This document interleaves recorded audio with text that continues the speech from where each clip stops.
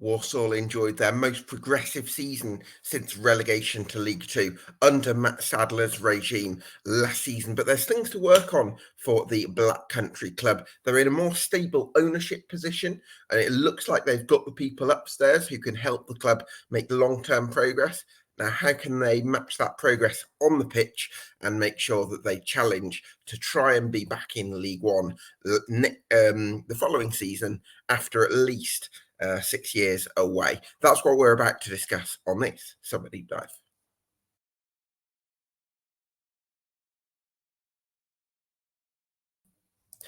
Yes, welcome along to the latest EFL Debate Summer Deep Dive. We're already one of 72 we're doing across the EFL between mid-June and mid-July. Already for a few for League Two uploaded to YouTube and to Spotify, so go check those out. And maybe give us a rating once you're done with this one. For now, delighted to be joined by Simon Ward from Walsall Fan TV. Simon, good morning. Thank you so much for your time. Just reflect for me on Mat Sadler's first season in charge. He initially, things didn't seem to be clicking for him, and it seemed that he was close for the chop.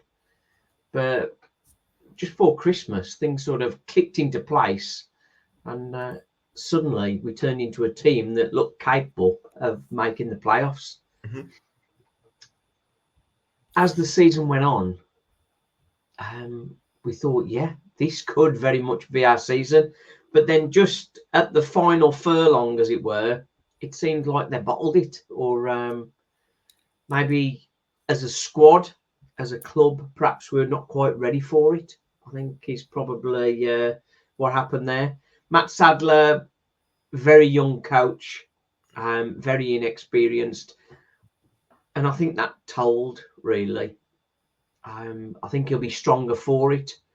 And hopefully what he's learned from last season will help him develop and have a better campaign this one.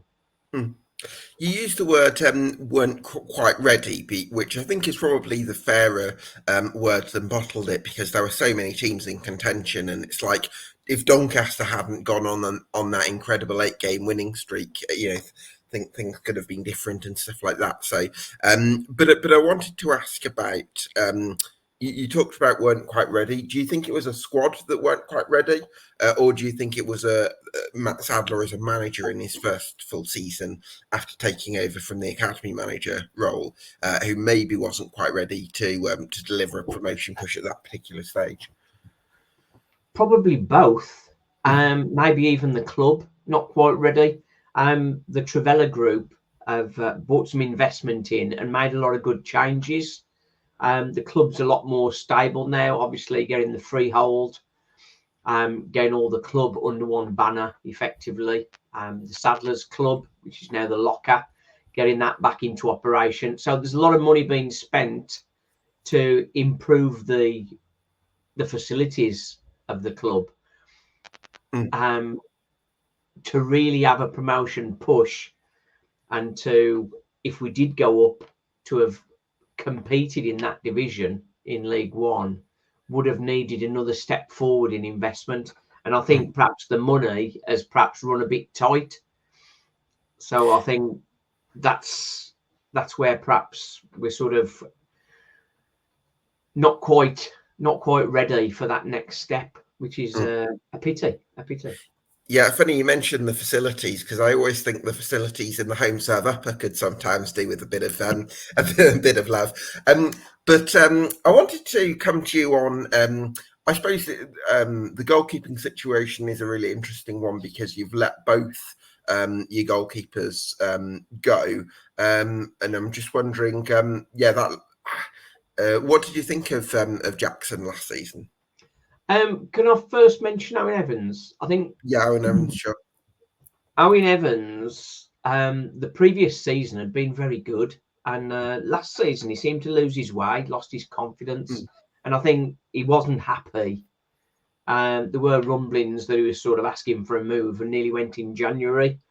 He did come back into the team just before the end of the transfer window and made a right howler, which sort of paid to any move for him.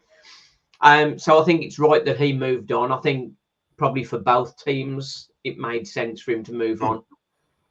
Jackson Smith, early season, I'd seen him in some of the JPT games, and he didn't look ready at all for first team football. But when he came into the first team, he was excellent. He really impressed me, and he's still developing his game, still gaining and building his confidence. Walsall have offered him a deal. They haven't released him. Whether they've offered him enough to sort of convince him to stay is another one, because he's a developing keeper and other people have their eyes on him. But for me, it doesn't make sense for him to move. He's only 22, so money's not his biggest driver, I wouldn't think. Maybe for his agent it might be, but for a player who's just got into a first team and is pretty much guaranteed the #1 spot for next season if he stays at Walsall, why would he go somewhere else and be a #2 again? I can't understand why that would be. So forgive me, Simon. I had a look at the retained list that the club released, and Jackson Smith doesn't seem to be on it anywhere. So, is the situation that he's still under contract, or he's not? He's out of contract, but he has been offered a contract. Oh, okay. Right. Oh, I see. Right. That makes sense. He wasn't released. No. I see. Sorry, my mistake. Okay. So we'll see what happens with Jackson Smith. Yeah, I would think it makes sense to hold on to him if you can. Saying that 4 or 5 weeks after being offered a contract, if he hasn't signed it, that doesn't bode well, does it? Yeah, it does suggest that he's mulling it over, as they say. I mean, the formation, I suppose, is the starting point. Do you think you'll go with 3-5-2 again? Mat Sadler's very keen on 3-5-2. I can't see him moving from that. I think squad-wise, we need to be adaptable to be able to change. We did occasionally change to a 4 at the back last season, but Mat Sadler is very focused on wanting a 3-5-2. That's what he wants. I see. Okay. Centre halves then. Looks like on first glance you've got quite a few. You've got a few of them, because you've got Jonathan Daniels and Priestley Fakiharson, who are your more experienced centre halves. Oisin McKenty can play centre back, but again, he's possibly done better in midfield. But there's lots of midfield options, as we'll come on to. Yeah. Taylor Allen did quite well alongside Akagbu and Adeboyeja last season. And you got the likes of Evan Weir and Harry Williams possibly in there as well. But I suppose, replacing Akagbu and Adeboyeja, do you think that's going to be a priority for the club? I wonder whether Akagbu could return, perhaps. That's a possible. Adeboyeja, I think he's of a higher level, I think. I don't think Walsall would get him back. Do we need defensive recruits? I think maybe one. Daniels, when he came back after injury, not being fully fit, he did sort of show his age a little bit. So that was a bit disappointing. And our best spell of the season was with Akagbu, Adeboyeja and Taylor Allen. And we sort of dropped off a bit. Adeboyeja went out the team, and we lost 3 of the 4 when he came out the side.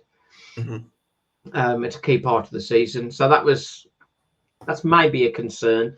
But if the Priest, Daniels, and Taylor Allen were fit, that's a solid back 3 that I think is definitely competing in the top end of the division, I would think. Evan Weir, not sure about him, to be honest. Droda have not had a good season, and he's a big part of their defence. He's good coming forward, we know that, but defensively tends to ball watch a little bit.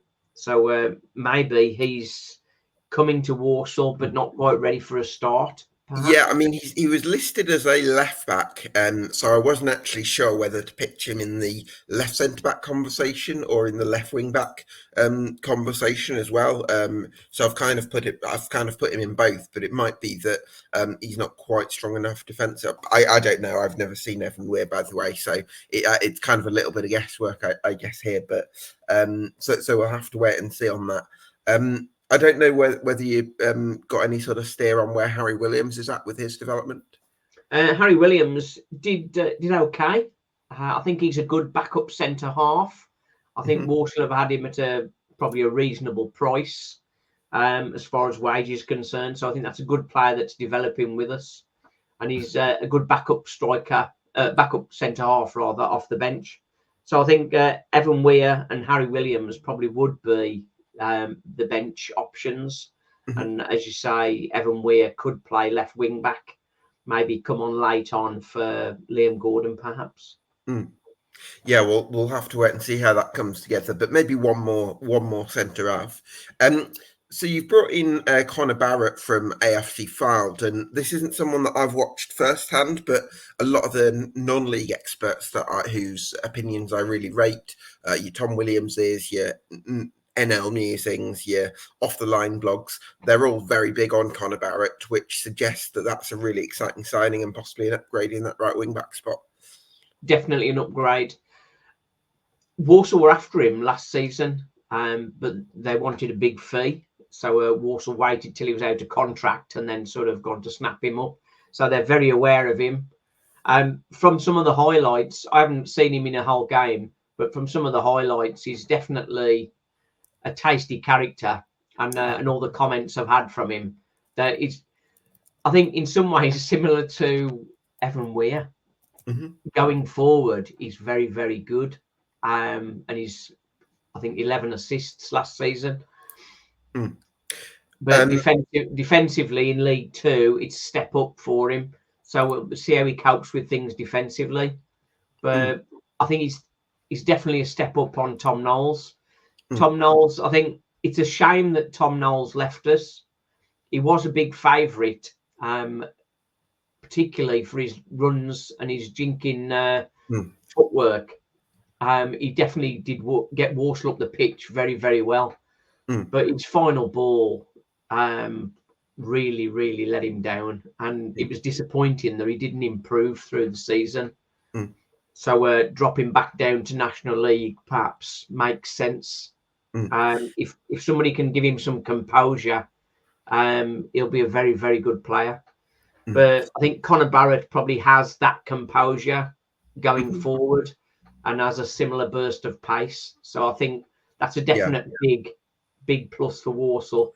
As you know, playing 3-5-2, wing backs a key part of that role. I heard you chat with the Newport guy. Yes, and he was talking about they using their wing backs to great effect. Relied on them very heavily, and sort of it was in the middle where they struggled. But of course, we have a very good guy in the middle, so having powerful wing backs coming on even more than last season would be a big bonus for us. Well, let me come on to Connor Barrett in a bit more detail, because I found a thread from HC Football 01, which is another account with opinions that I really rate. This is what he had to say about Connor Barrett and the way he plays. Ball carrying and directness, something I really like about his game, HC says. At times he glides through the pitch and he did that effortlessly. His ball carrying is a massive attribute and beneficial to whichever club he ends up at. He's happy to go at his man and make things happen, demonstrated in both goals he scored last season. Assists demonstrating his game. I picked out 4 assists from him last season, and I think it really shows you what he's all about offensively, what he likes to do, how he plays, and how he has a fine balance of being able to have the side of going past men and have highlight reel moments, but he also has the side where he's happy to drive, find half a yard and deliver into a good area. And I think the variation and balance is spot on. My verdict, I think he's more suited to a wing-back role, and that's not because he's a liability defensively, but because I rate him that highly offensively. The more you have him in offensive areas, the more you'll create. With Walsall playing in this system, if the rumours are to be true, I think it's stylistically a perfect fit, one in which he will thrive, and collectively they will benefit massively. So thanks so much to HC for his insight. By the way, you've got to follow at HC Football 01 on Twitter, or X as it's now called. So that sounds really encouraging. I think for Tom Knowles, I'm not sure he was a specialist wing back. He kind of got shunted out there, so maybe didn't have that directness in his game that you were talking about, whereas it very much looks like Connor Barrett will, and I think that can only benefit Walsall. So a really encouraging review there on Connor Barrett. I wanted to come to left wing back then, Simon. Talk to me about the season Liam Gordon had last year. Liam Gordon, many had him for player of the season, or up there for player of the season. Mm-hmm. Going forward, when he's confident and he goes for it, he flies past players and can cut inside as well to good effect. A very strong addition to the team. On occasions, he is tentative and doesn't really sort of step into the opponent's half. So that's a bit of a frustration. I did speak to him personally and told him to sort of go for it more. Mm-hmm. So I think that's where he's sort of holding back. He doesn't seem an overconfident person. So he needs that. But he's got the raw minerals to be really dangerous like that that way, hasn't he? Yeah, he's a talented guy. He's a talented guy. He just needs someone to sort of just give him that confidence to express himself more, I think. Well, hopefully that's something Mat Sadler can work with him on pre-season. I mean, by the way, checking inside isn't always a negative thing for Liam Gordon, because he has curled a couple of beauties. I think there was one at Bradford last season. And so he can certainly curl them with his right foot, which is a really nice quality to have. And hopefully, if you can get Liam Gordon hitting the byline on one side and you got Connor Barrett on the other, that's going to create even more space for a midfield. Which, for me, Simon, I think it's the strongest area. Would you agree with that? We've got a good strong midfield, and we've got lots of cover in there as well. Mm-hmm. At CDM, Comley or Ryan Stirk are both equally capable. Who would you pick first game of the season if you were Walsall manager? I'd probably go Comley, but I think many would say Stirk. I think it's like either or, really. I think both. So why do you think Comley gets slightly the edge, and what do you think the rest of the fan base are missing with Brandon Comley being a little bit ahead? I think Comley just a little bit more experienced, so a calmer head. I think that was, but I think equally, I've not got a problem with either being there. Yeah, I think sure. They're both solid. Just final word on Liam Gordon. I think he's really going to step up his assists and contributions next season. I think that's the only thing that let him down. So we're looking for more from him from that, as we say. Yeah, that's going to make a huge difference, especially if you're going to play with two up top. You need Liam Gordon to be really delivering, and because that's going to be two strikers in the middle, such a golden opportunity to get balls into the box and create that unpredictability. But I'm wondering if you're successful in getting Liam Gordon to attack with a bit more freedom and a bit more confidence. And you've got Connor Barrett, who always you want high at the pitch as much as possible. Does that lend itself with two attacking wing backs to maybe having two sitting midfielders and one number 10? Whereas if your wing backs were a little bit more conservative, then you would want to have one sitting midfielder and probably two attacking midfielders. With O'Sheen McInty, I think you have a mix of both. Okay. He gets around the pitch. I know he's fairly new to the role, but he gets around the pitch very, very well, and he's very combative. So defensively, he's very strong. Obviously, aerially as well. You're going to call him O'Sheen's 8 from now on. How's she in the 80? That's it, yeah. And he goes forward well. He's a good typical box to box midfielder, I guess. And coming through his injury, he was sort of fit at the end of last season, got fit again. So he's going to come into the season strong, I think. And he will be the powerhouse in the midfield, sort of chasing people down, as well as sort of striving forward as well.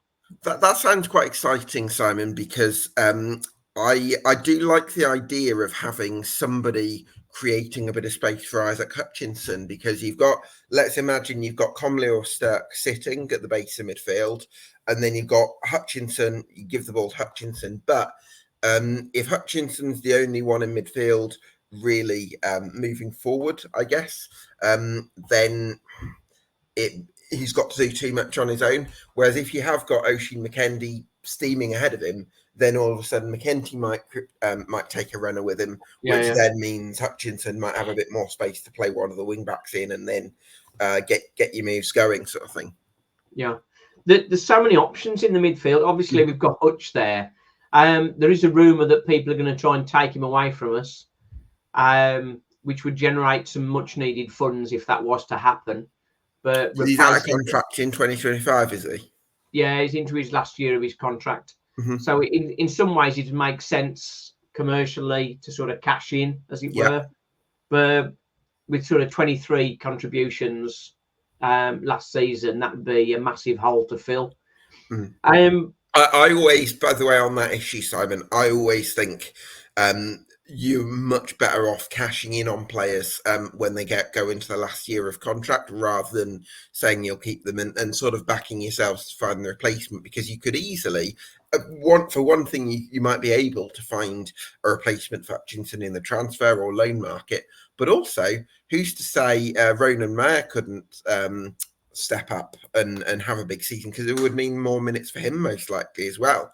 So you've then got you've got the income for Isaac Hutchinson rather than losing him on a free, and you've also got the opportunity to develop someone who's got a huge amount of potential as well, and that might accelerate his development. So yeah, you're quite right.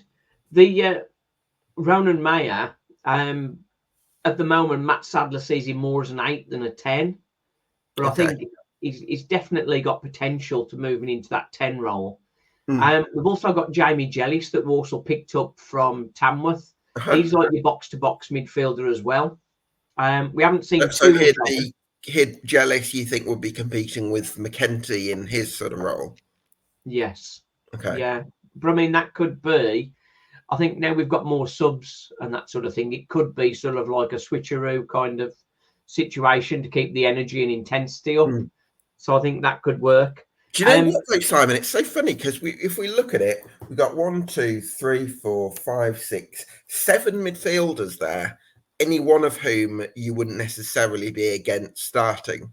Jellis, it might be a big step up for Jellis to start, but it really, like, we've not even mentioned Jack Earing yet. He was next on my list. He was next on my list. Go on, then. Let's talk about Jack Earing. But it's just, I'm really struck by the depth of options, and it could be really exciting to have that sort of strength in reserve.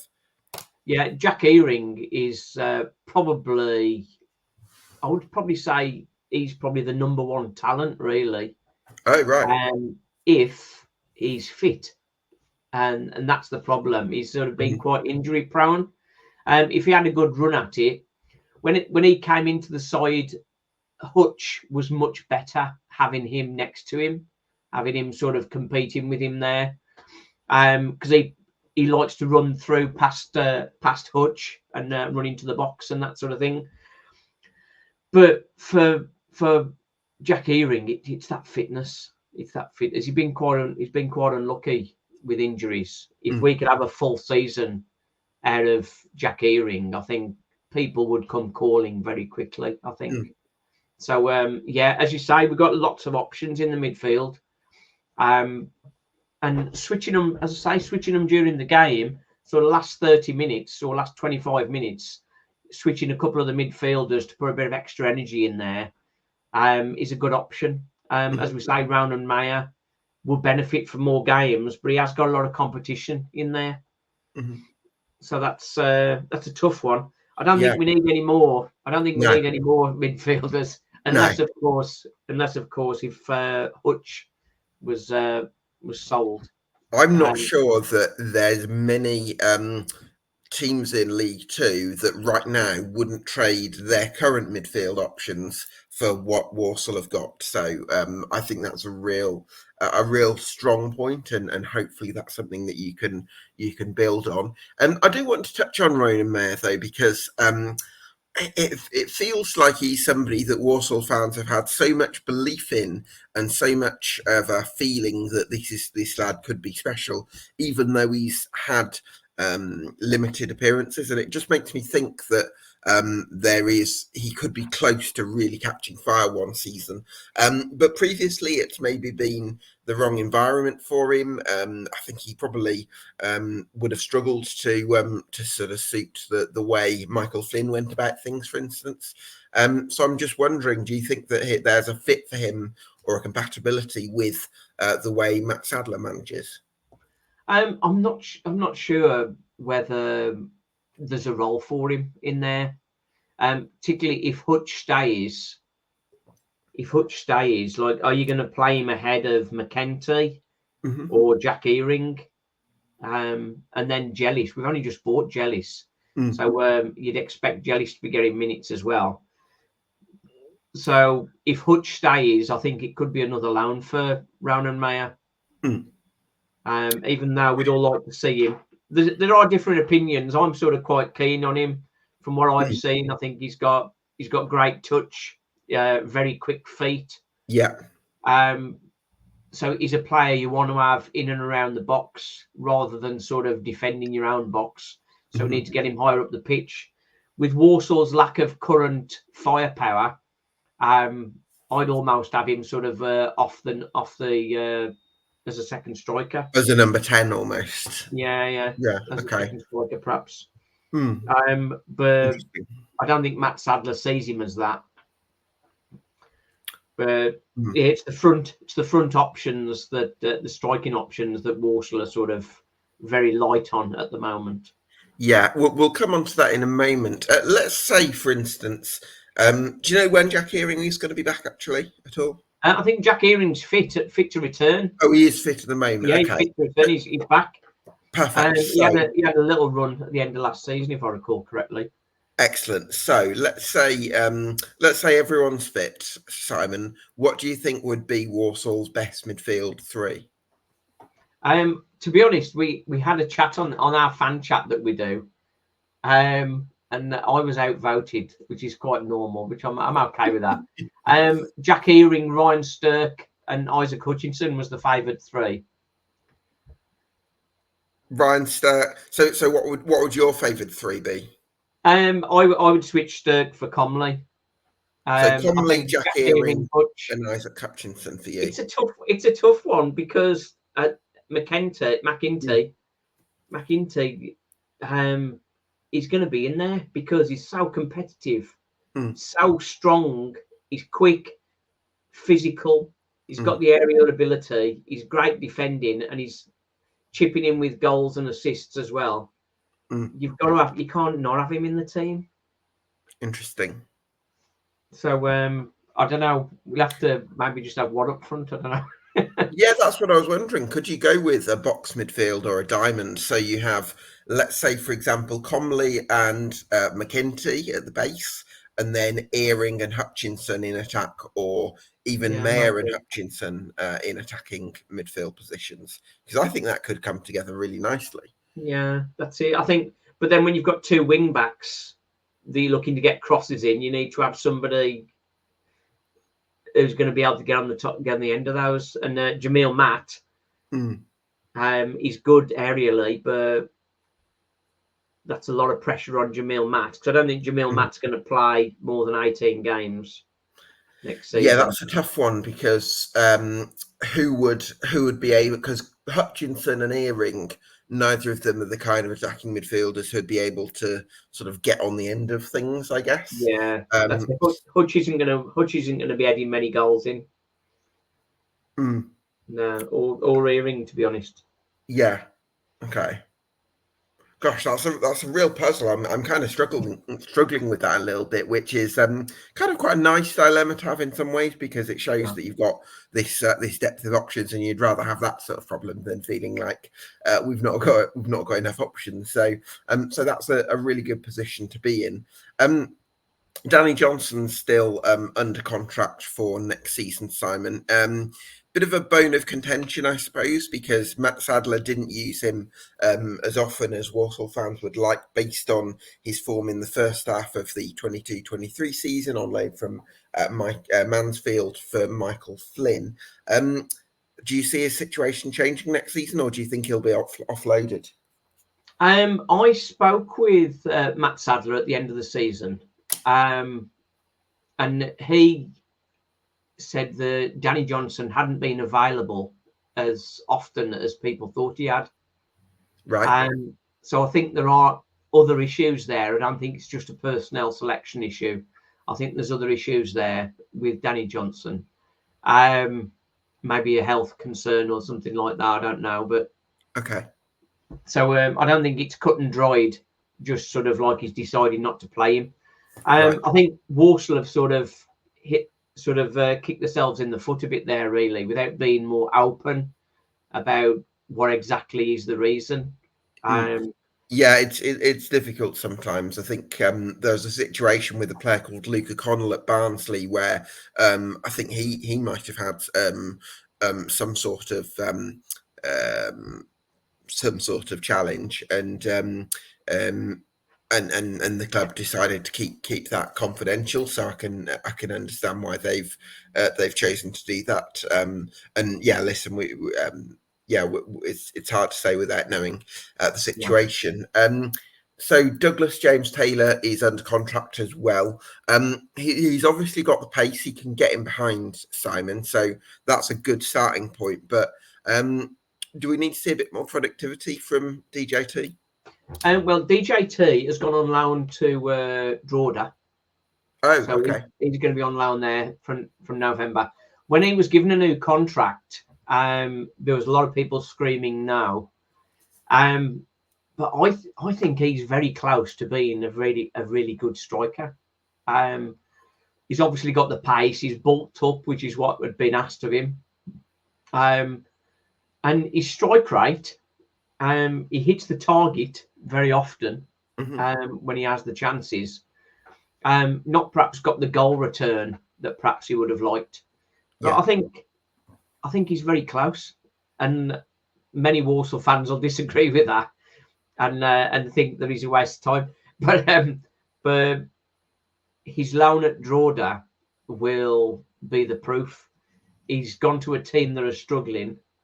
If he can turn their season around and save them from the drop, from getting a wealth of goals for them, then he comes back to Walsall in November, looking a very strong option for us.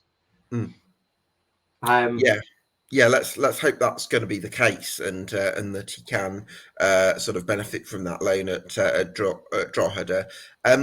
But then at the moment, your only option up top is Jamil Mat. And now Jamil Mat, I think, proved last season that he can still be useful, certainly from crosses into the box. And I do quite like the idea of him getting on the end of deliveries from certainly from Connor Barrett, and hopefully from Liam Gordon if he can hit the byline a bit more. But also Jamil Mat's getting on, and once players get to I think he's 34 or 35 now, you never quite know whether players are going to be able to sustain their prior levels, and so there's a sort of a bit of an asterisk there for me with Jamil Mat. But I suppose more pressingly, you've probably got another couple of strikers to recruit for as well. Yeah, I think probably we need at least 3 strikers coming in. I think one of them that we're looking at and trying to do is Mo Fall. That would be another loan.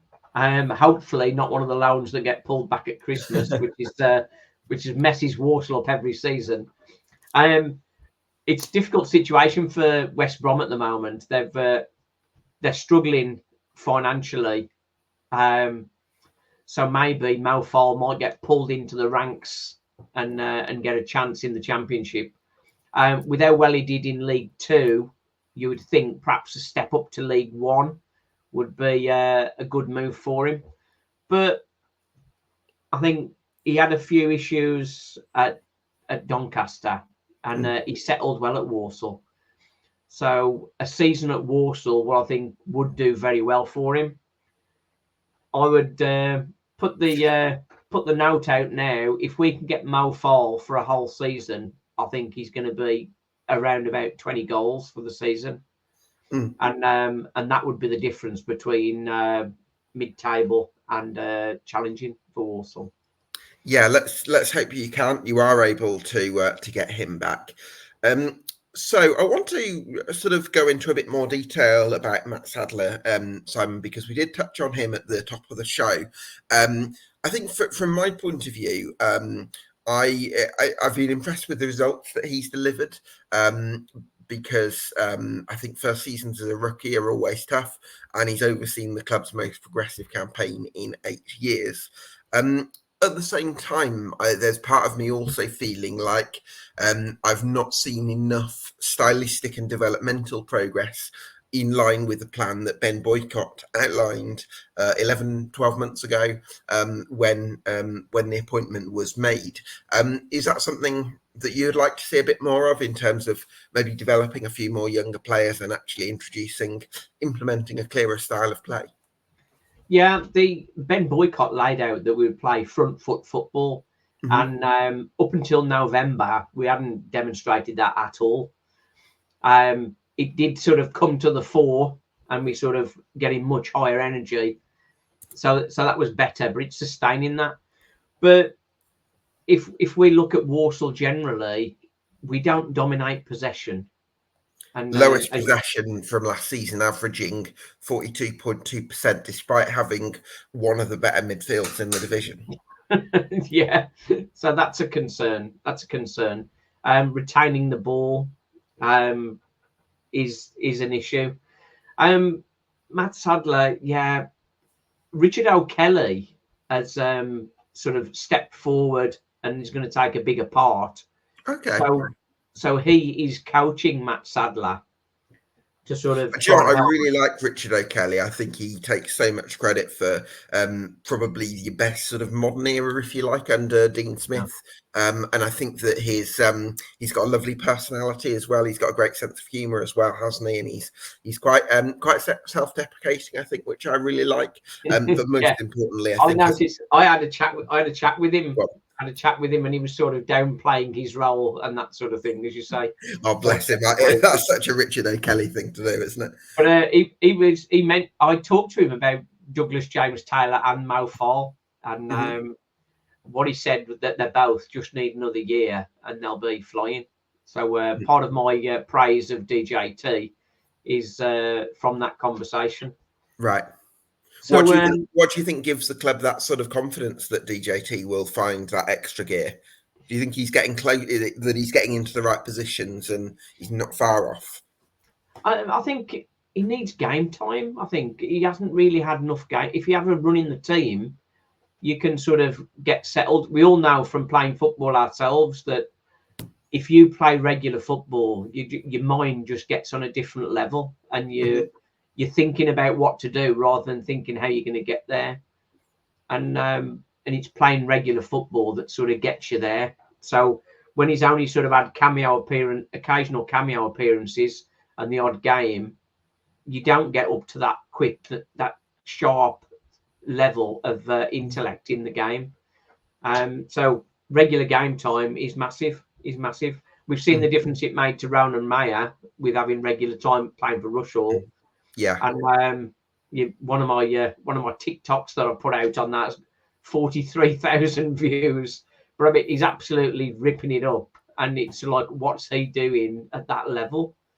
He should be at a much higher level, and I think that's something we got to get to, isn't it?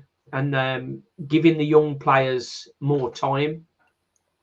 Walsall have some young players coming through, but not that many, to be honest. I personally think Jamie Fullerton did a lot of damage to the academy, and I think that I imagine that the academy's still a little bit in a place of healing from that, but at least now you're seeing the likes of Harry Williams coming through, and hopefully Ronan Mayer as well.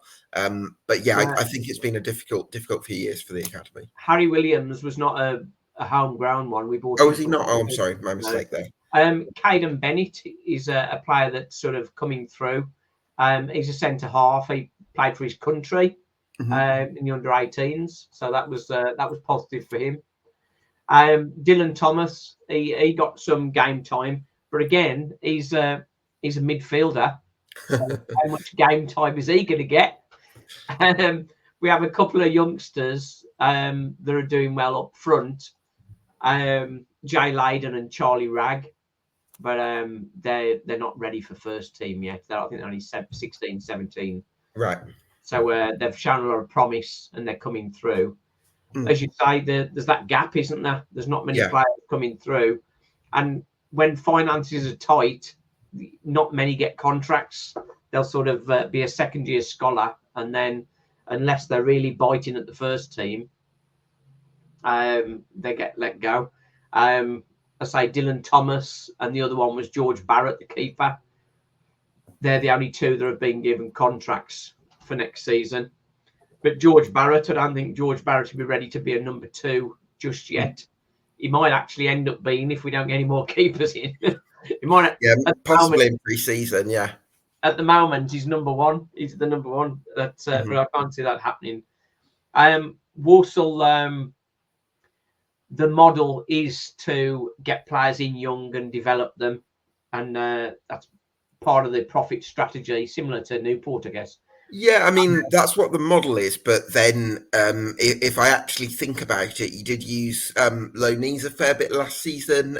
You did use some experienced players like Donovan Daniels, Priestley Farquharson, it's Jamil Matt as well. I would say actually last season the squad was quite actually had a fair bit of experience in it. So I don't know. I think it's one thing to say we want to develop a clear style of play and we want to bring young players through, but I'd like to see a bit more of that actually transpire in terms of on the pitch as opposed to just the vision that's been communicated. It's great to have a vision, but I'd like to see a bit more of that next season as well as pushing I think we've definitely got to get more of that. The couple of players you mentioned are more senior players, but the overall squad is still very young.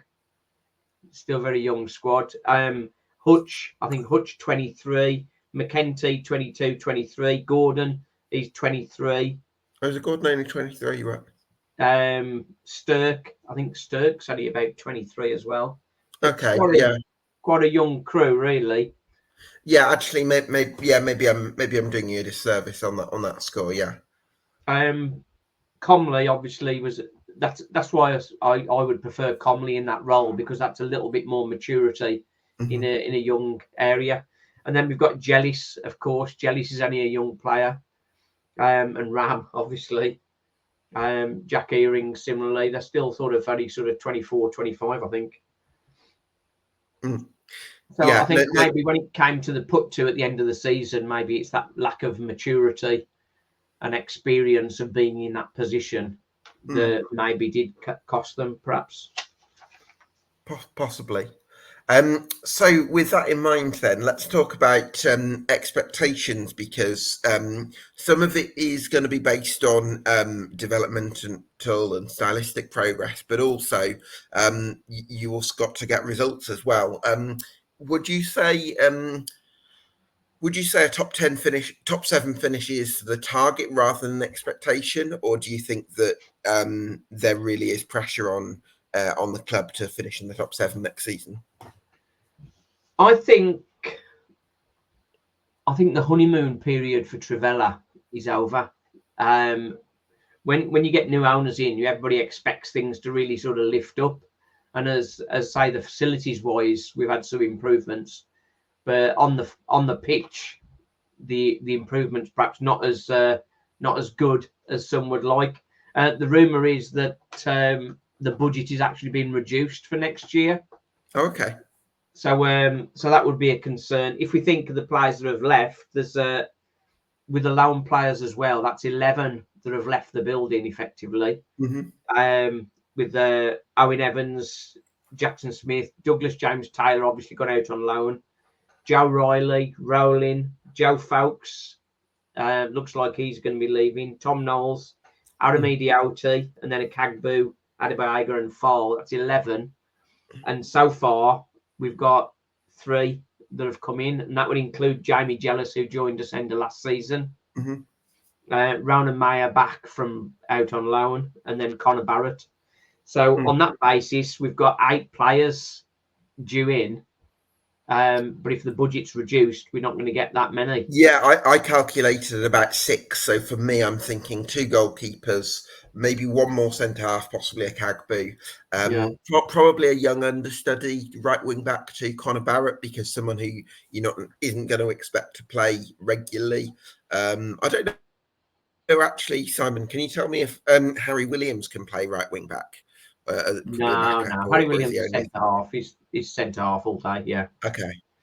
So you definitely need a right wing back, and a couple of strikers as well, at least. So I've got 6 down, but I could see why you'd want to add 8 if you could. But to be honest, I think that I'm not saying we should have 8. I think probably 6 would probably do it if they're in the right positions.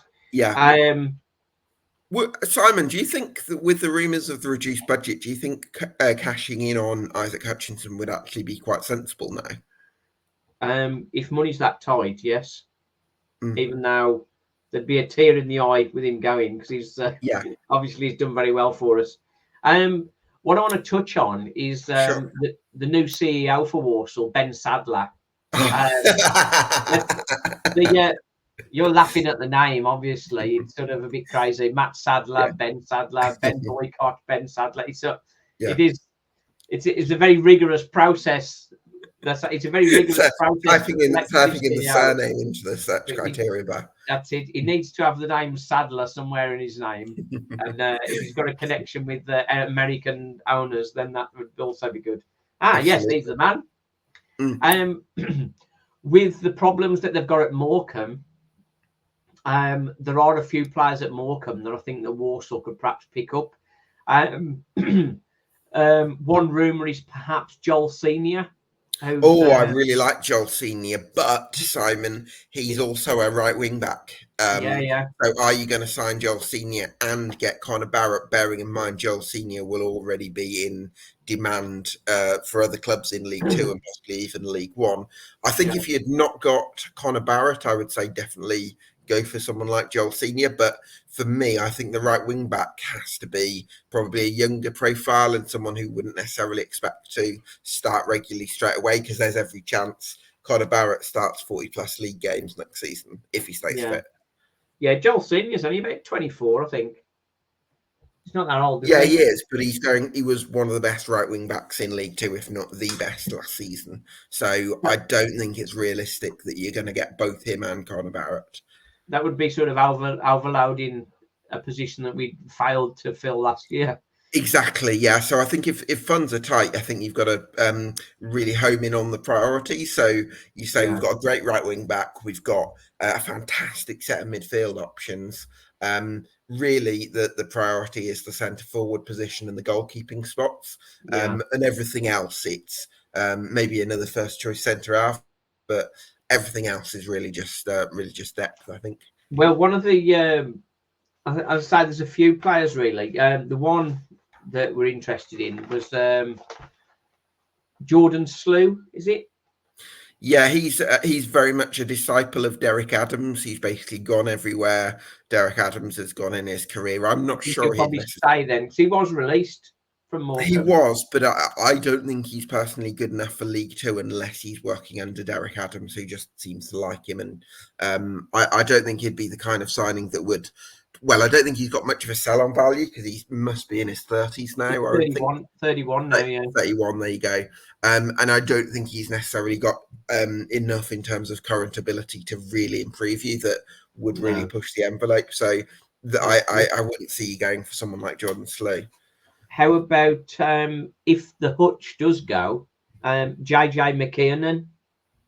JJ McKinnon, I really like. Yeah, that'd be. Is he permanently there at Markham? Morecambe, he's been offered a contract, but he's not signed it. Oh, okay, perfect. So, yeah, JJ McKinnon would be a great replacement for Isaac Hutchinson, I think. Yeah, that'd be a great signing. Yeah. And because that's something that Ben Sadler might get involved with. Mm-hmm. And also a player that's not happy at Morecambe is Ferran Rawson. Yeah, Ferran Rawson is very much a no-nonsense centre half. He's very good in the air. He's a sort of a last-ditch defender. He's probably good for a few goals from set pieces as well. But I don't. It depends what style of football you want to play. I think if you want to play it from the back next season, which I don't know what Mat Sadler wants to do, but I mean, if you want to play a low possession game like you did last year, then Ferran Rawson might fit in quite nicely. But I'm not sure that he's cultured enough to play it from the back. So he's maybe not the one. Well, you know him better than I do. Yeah. David Tutonda is another one as well. Left wing back cover. Yeah, possibly. Yeah, it'd be someone, I suppose, to try and compete with Liam Gordon.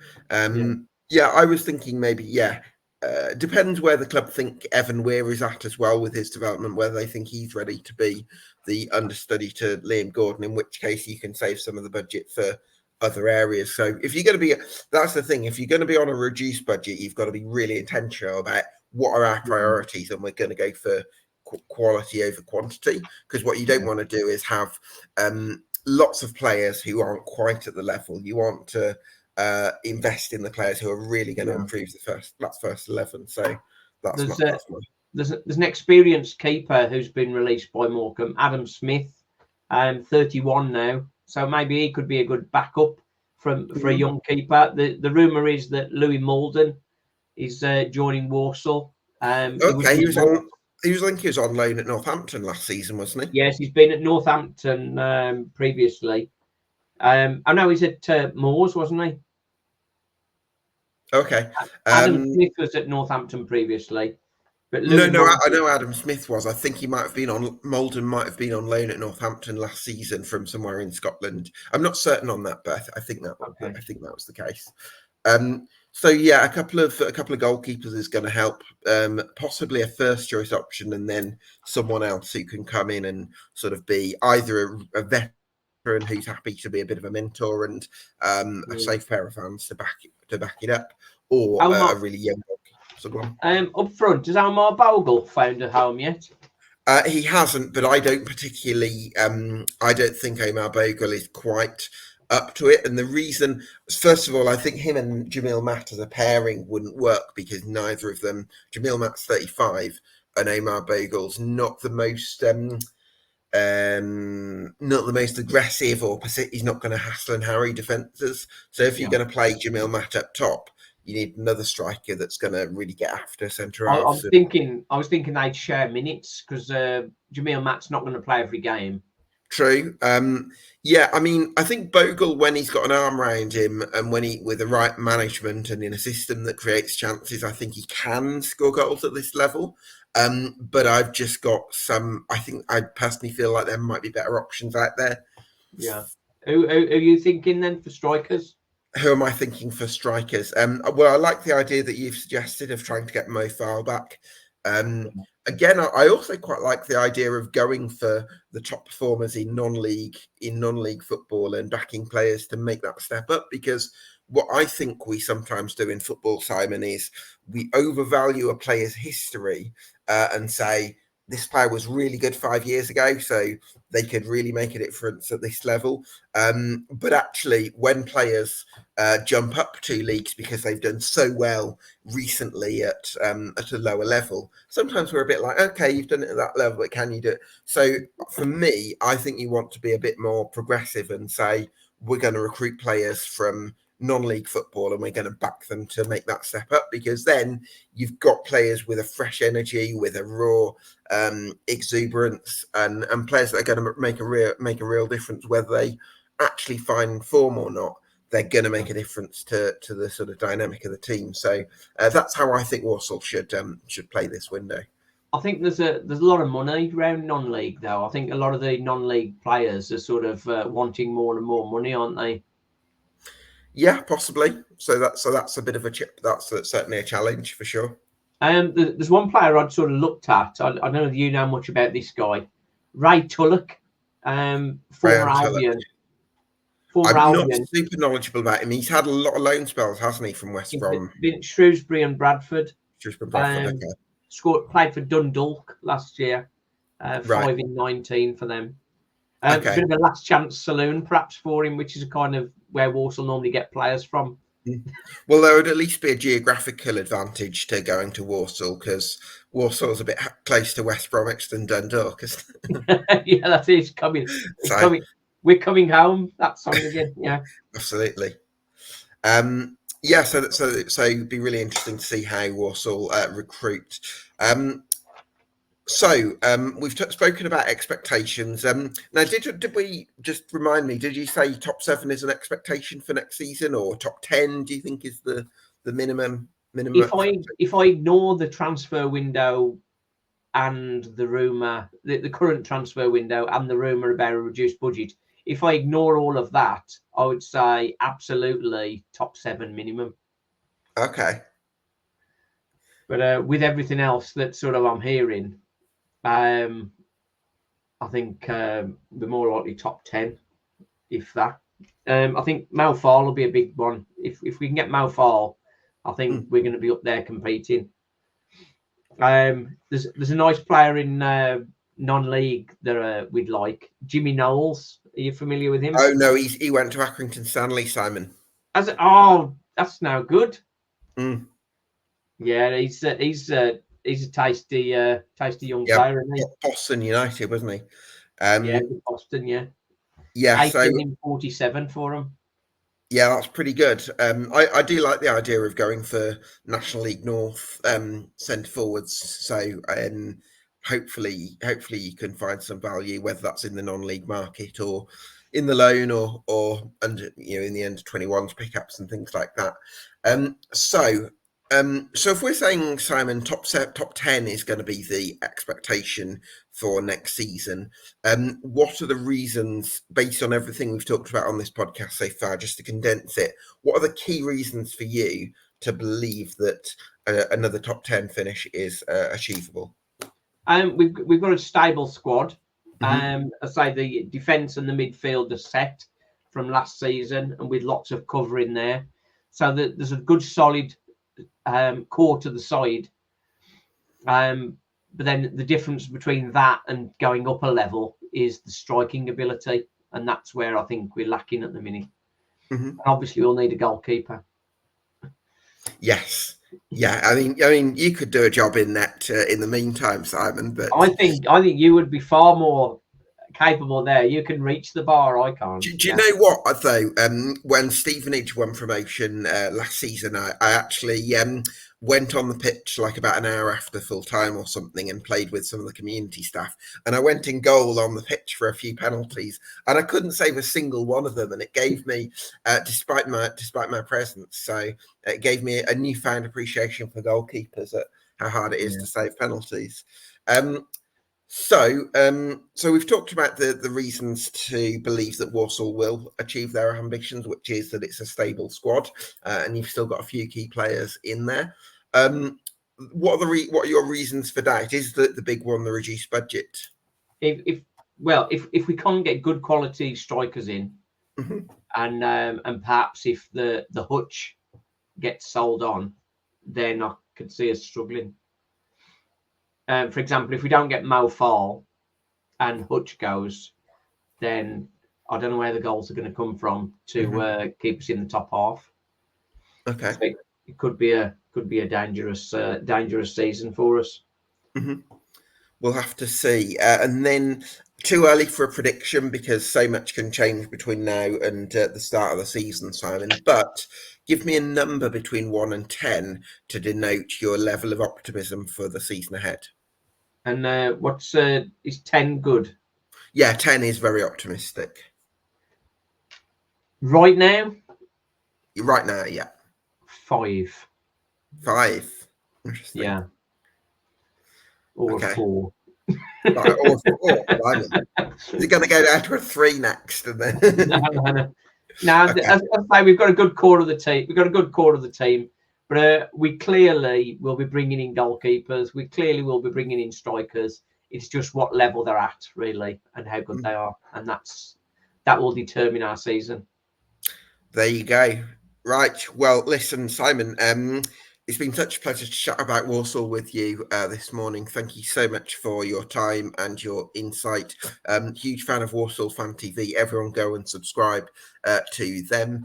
Thanks to you for watching at home. This has been the EFL Debate Summer Deep Dive on the Saddlers, and we'll see you again very soon. Join the pain.